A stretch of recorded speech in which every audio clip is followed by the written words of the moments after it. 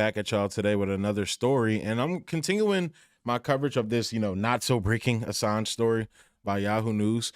And particularly what I wanted to talk about in this video was, the way, even while this, while telling this story about Assange basically being persecuted by the United States government and the Western governments, and we know this, people that have been following this story and advocate for Assange knows this, but the mainstream media, seems to don't know, but they do. They really do. They pretend like they don't cover it because they believe that Assange is now a Trumper, like Cenk Uygur, the Young Turks talk about all the time, because he revealed Hillary Clinton's secrets, which he should have.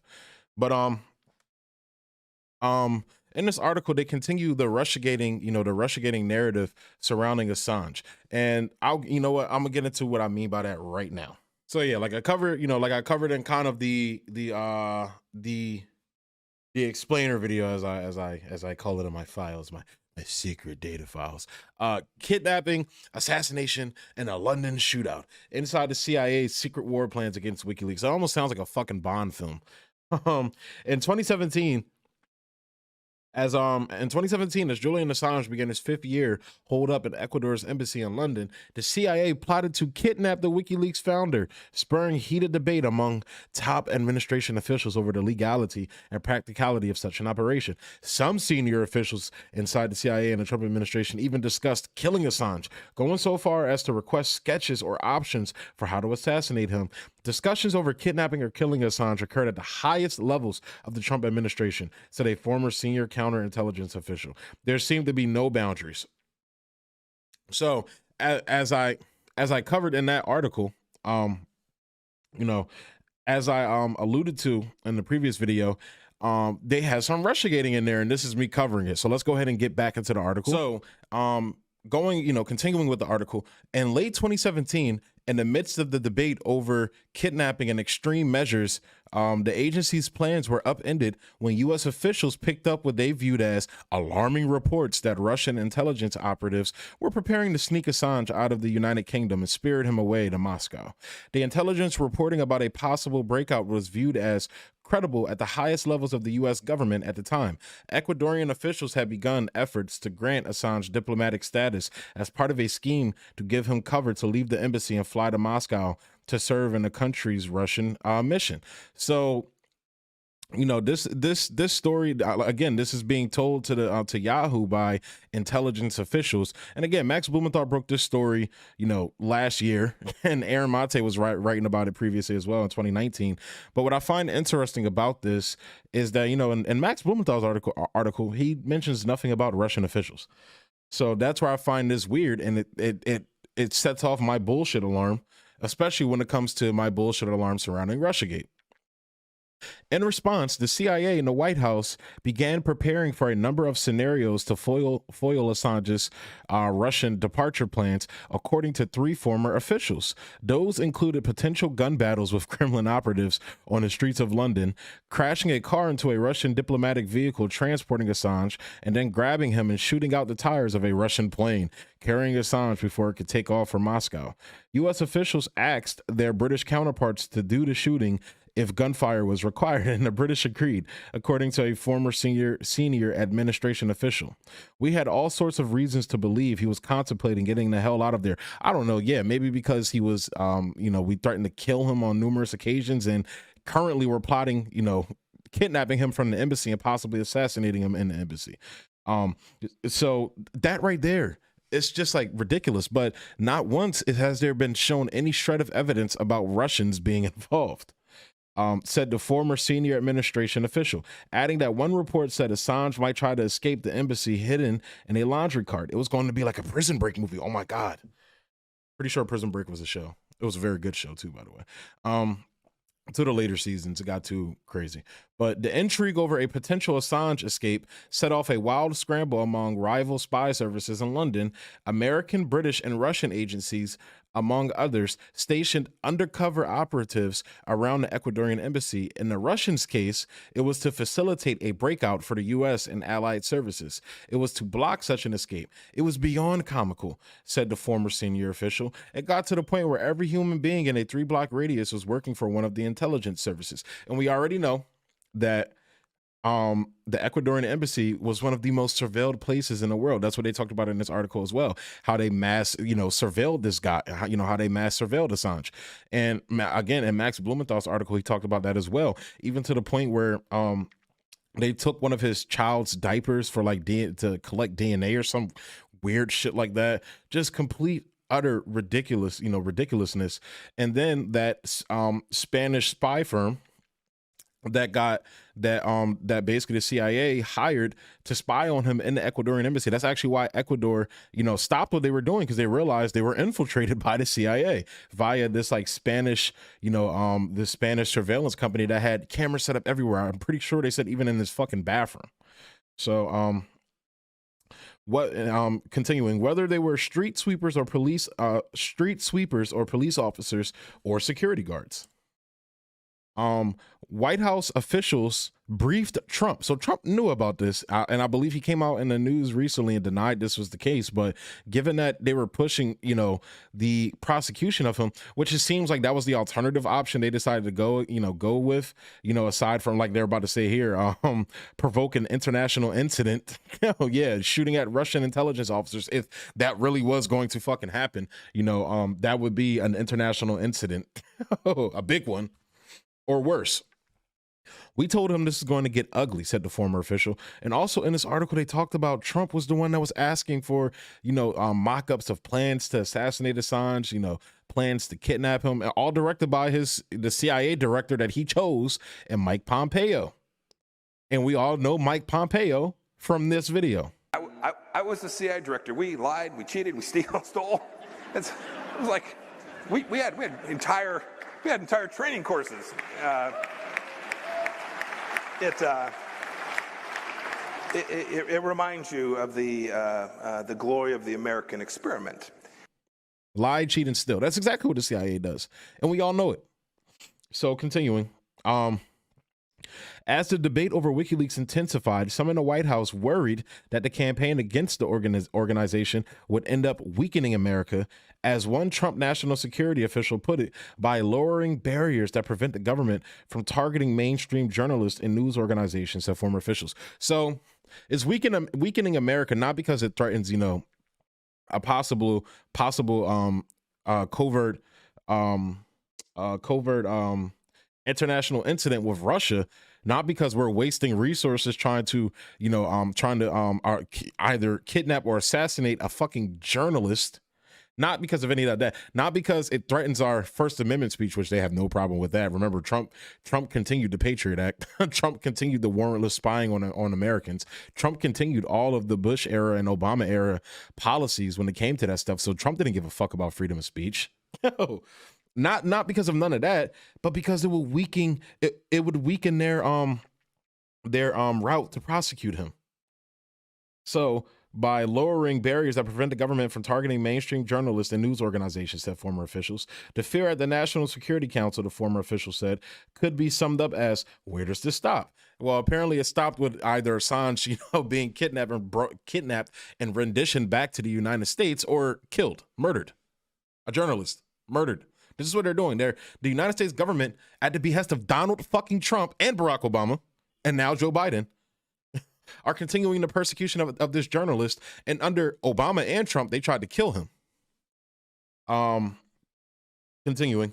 Now, this is what's so funny about this whole thing. So I talked about in a previous video when I was talking about the Assange student story, where they revealed that Siggy the hacker lied in his testimony about Assange, being this, the so-called hacking he did in Iceland. He lied about that. Well, even through all that, Obama's policy on Assange was basically, if we, go after this guy, if we try to prosecute this guy, it's going to be serious, serious repercussions on the First Amendment. So basically, and again, I'm going to be doing a separate story later on today about Glenn Greenwald's role in all this. This kind of extends to him as well, and how the Intercept hasn't said a fucking word about it. But the Obama administration basically said, yeah, that's a line we're not going to cross. So they talk about that here in this paragraph. The Obama administration's policy was, if there's published works out there, doesn't matter the venue, then we have to treat them as First Amendment protected individuals. The former senior counterintelligence official said there were some expectations to that rule, but they were very, very, very, very few and far between. WikiLeaks, the administration decided, did not fit that exception. All that bullshit changed though. So the Democratic side on Assange, and note, that wasn't out of, oh, we shouldn't do this out of the right of, not tampering with journalism. They just realized that would be a bridge too far. And you would literally have to walk into the New York Times to prosecute almost every journalist in there. And note, they're stenographers of the fucking state anyway.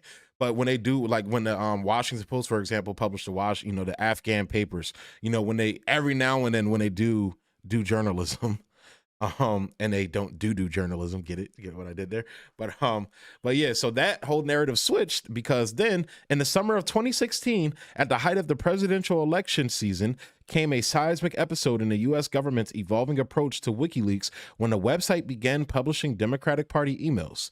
The U.S. intelligence community later concluded the Russian military intelligence agency known as the GRU had hacked the emails. Now, with that being said, I'm just going to skip ahead here real quick. The reason why, I have serious doubts about that. I'm about to play a video from the Jimmy Dore show featuring Bill Benny here in a minute to add as another piece of evidence that leads me to believe that, as we all know, that's bullshit, what they just said in that article. So that last sentence. So the U.S. intelligence community later concluded the Russian military intelligence agency known as the GRU had hacked the emails. That, I think that's bullshit, and not even think I know, but so this is Marble Framework. This is from the WikiLeaks website. You can go look at it there. I'll link it down below. This is their Vault 7 leaks, and part of that was this Marble Framework. So this was published on March 31st, 2017. So today, March 31st, 2017, WikiLeaks releases Vault 7 Marble 676 source code files for the CIA's secret anti-forensic Marble framework. Marble is used to hamper forensic investigators and antivirus companies from attributing viruses, trojans, and hacking attacks to the CIA. Marble does this by hiding, obfuscating, text fragments used in CIA malware from visual inspection. This is the digital equivalent of a specialized CIA tool to place covers over the English language text on U.S. produced weapons systems before giving them to insurgents secretly backed by the CIA. Marble forms part of the CIA's anti-forensics approach and the CIA's core library of malware. It is designed to allow for flexible and easy to use obfuscation as string obfuscation algorithms, especially those that are unique, are often used to link malware to a specific developer or development shop. So they continue on. The Marble source code also includes a deobfuscator to reverse CIA text obfuscation. Combined with the revealed obfuscation techniques, a pattern or signature emerges, which can assist forensic investigators attribute previous hacking attacks and viruses to the CIA. Marble was in use during at the CIA during 2016. It reached 1.0 in 2015. The source code shows that Marble has text examples, not just in, I'm sorry, let me reread that. I'm having trouble. I don't got my glasses. I'm sorry, guys. The source code, I now sound like an old ass man. The source code shows that Marble has text examples, not just in English, but also in Chinese, Russian, Korean, Arabic, and Farsi. This would permit a forensic attribution double game. For example, by pretending that the spoken language of the malware creator was not American English, but Chinese, and I'm adding this in, or Russian, because they just said it as Russian in there, but then showing attempts to conceal the use of Chinese, drawing forensic investigators even more strongly to the wrong conclusion. But there are other possibilities, such as hiding fake error messages. The Marble framework is used for obfuscation only and does not contain any vulnerabilities or exploits by itself. So, When I read that, the U.S. intelligence community later concluded the Russian military intelligence agency known as the GRU had hacked the emails. I have a huge skepticism when we know, as it said in there, that it's been used before. It had a 1.0 model in 2015, and it was in full use in 2016. And then pair that with the fact that CrowdStrike, the whole CrowdStrike situation with that, they even revealed they didn't have, I think it was like they used the wording circumstantial evidence. They basically didn't have concrete proof that the hack came from Russia. And here's Bill Binney explaining why he thinks it didn't come from Russia, but instead a direct USB download. So somebody within the DNC, the DNC, they didn't hack it. They literally downloaded it. They had access to the files. So that's where, it's very, and from, what I'm putting together, it seems like they retroactively went back and used this Marble framework shit to obfuscate from that fact. Which is hilarious that and again, the media doesn't report on this. The fact that a motherfucker in his basement, I'm a rapper in my basement, I just got finished recording a fire ass 16 and I came over here, had a little alcohol and is reporting this correctly. The fact that Yahoo News didn't put this in their fucking article is absolutely fucking ridiculous. The only mentions of the Framework 7 they have in the article, which I'm going to be dissecting this article a lot and covering it more. I'm probably going to do about 4 or 5 more videos about this article. And I'm going to cover Max Blumenthal's article he did as well, because I never covered it on the channel. But I lost my train of thought. God damn it, I lost my train of thought. I really am an old ass man. But this is bullshit. So what changed is that now Assange was leaking things that hurt the front runner in Hillary Clinton, when we all know Bernie really won the primary that year. He also revealed that they cheated Bernie out of the primary, but it hurt their candidate Hillary Clinton. After the publication of the Democratic Party emails, oh my bad, that's what I'm playing the Bill Binney video now. Okay, now let's get back to the technical aspect of the alleged Russian hack of the DNC servers. You delineate, just like you said, that if someone did that, the packets would be out there, they would be reassembled at the other end, and the NSA would be able to show you that, where those packets ended up. That's what you're saying. Yep, and if you look... Go ahead. Go ahead. But what you're saying is that they didn't do that, which means they don't have that evidence, which probably means that didn't happen, because if it did happen, they would have that evidence, correct? That's correct. And if you looked at the ICA, the Intelligence Community Assessment, which is really done by selected analysts from NSA, CIA, and FBI, selected ones, not the general people doing the job. Okay, and they came out and they put out a little over 13-page paper talking about they have high confidence it was the Russians that did it. Yes. Or that's their judgment, okay? Yes. They said their judgment, they have high confidence that the Russians did it. And then on the bottom of page 13 of that same report, it says, here's how you begin to understand the word judgment. Judgment is not intended to mean that we have evidence to prove something to be a fact. Okay? Yeah. So in essence, they denied their entire previous report pages. They made it say this is not necessarily factual. That's fundamentally what it said. Yeah, yeah.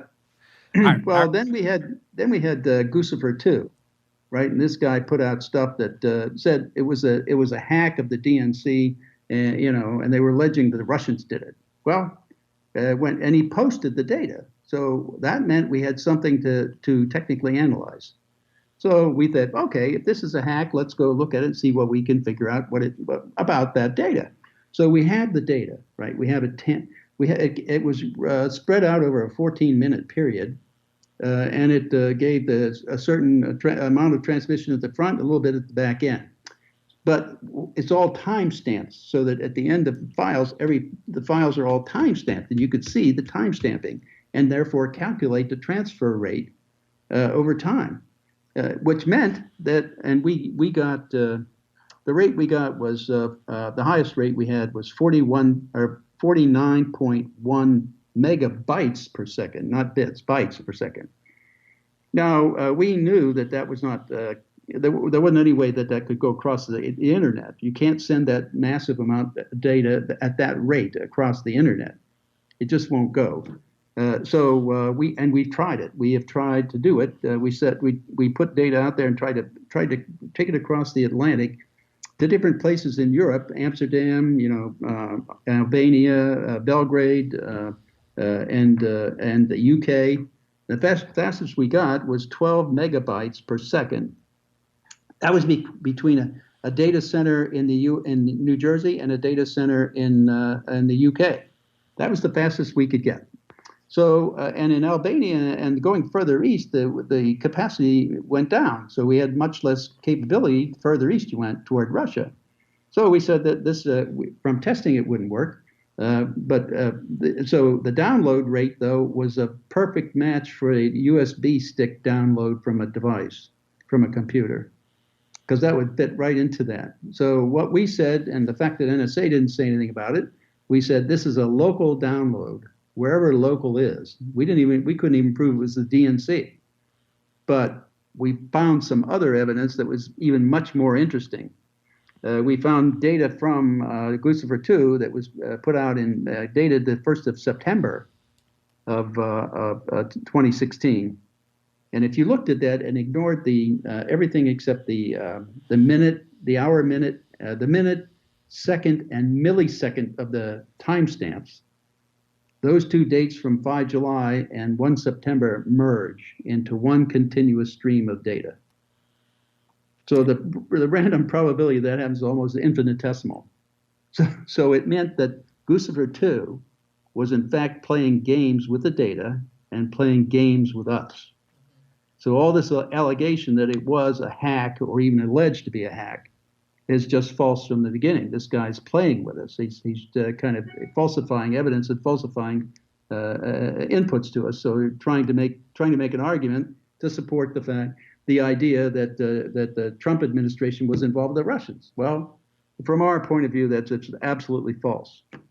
And there you have it, Bill Binney, the great Bill Binney saying it there himself. So that leads me to believe that this is all bullshit, and that even Assange, he came out, and WikiLeaks has said multiple times the hacks did not come from fucking Russia. And as Bill Binney said there, the data looked more like it came from a direct USB download.